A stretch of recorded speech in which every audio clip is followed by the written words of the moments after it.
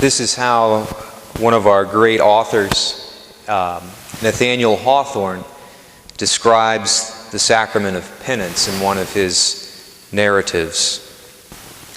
Within her heart was a great need. Close at hand, within the veil of the confessional, was the relief.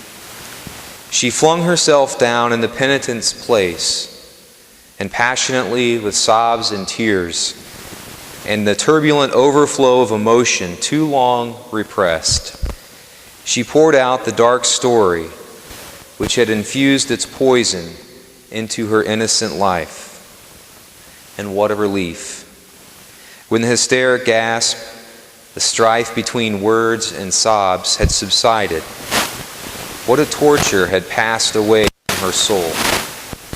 It was all gone. Her bosom was as pure now as in her childhood. She was a girl again. Anyone living in Jesus' time would have heard Jesus' words from the gospel today and very much understood them to be referencing the ability to forgive or to not forgive sins on the part of the apostles. Rabbis in Jesus' time had the ability to bind and loose, and that meant the ability to either choose to accept or choose to exclude someone from the Jewish community. And so when we hear that, we might hear of it as more of a metaphor. For the Jews in Jesus' time, it was a very clear reference. Jesus is passing on to the apostles the ability to forgive or to not forgive sins of people. And so I think it's great for us to take just a brief opportunity to reflect about the sacrament, although most of this it's going to be a pretty short homily because you have homework. There is going on right now the Christ Renews His Parish retreat for our men, and the women's retreat will be next month. And I was giving a talk a couple of weeks ago to the men who are leading the Christ Renews His Parish retreat. They asked me to come and speak on the sacrament of confession, and so I did one Saturday morning. And they asked if I could maybe somehow retape that and put it, on the internet, on my blog or whatever. And so I did that. And so there's, instead of spending 45 minutes up here talking about it, which I'm sure you're all glad to hear, instead it's just on the blog. And a lot of the men said that they wished that they had heard that before. It's kind of one of those mysterious sacraments. It's like it happens over in the corner of the church, and it's 4 to 4:45 or by appointment only. Those kinds of things. And I think there's kind of a fear and an anxiety that we have about the sacrament. Part of that, that's healthy to be anxious about telling someone all of the things that trouble you.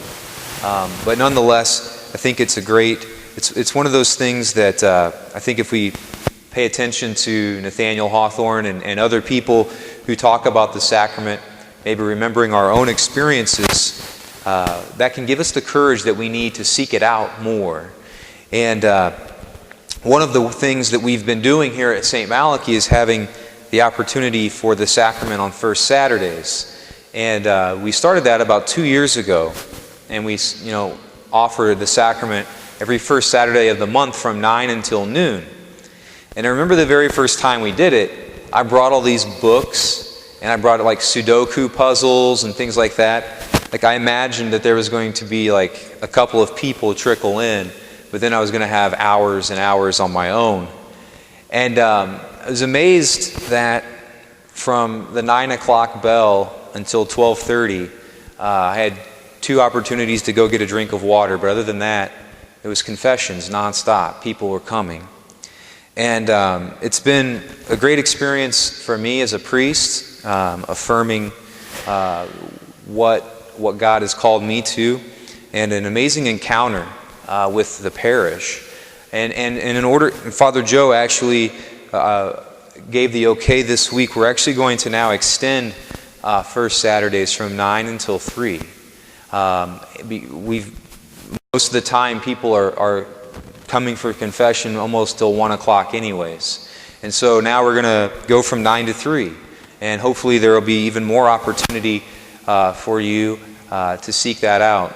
And hopefully encourage you to take advantage of that. We'll still have confessions then again starting up again at 4 o'clock on first Saturdays. So basically from 9 until 5:30 Mass, you have the opportunity on first Saturdays to seek out the sacrament.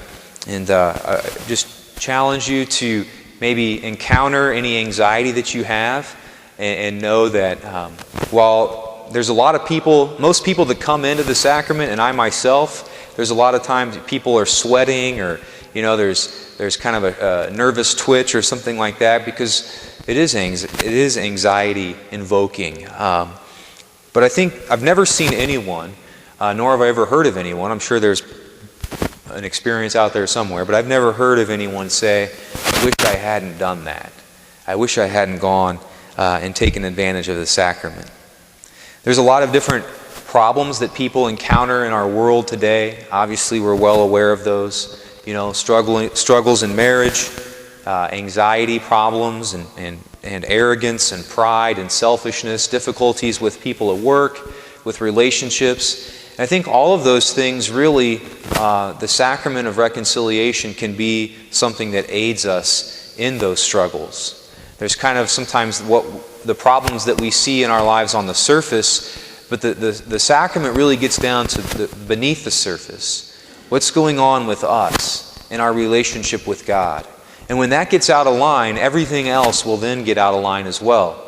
But when we're in line and in relationship with God in a right way, we find, I think, that a lot of the other things start to fall into place as well.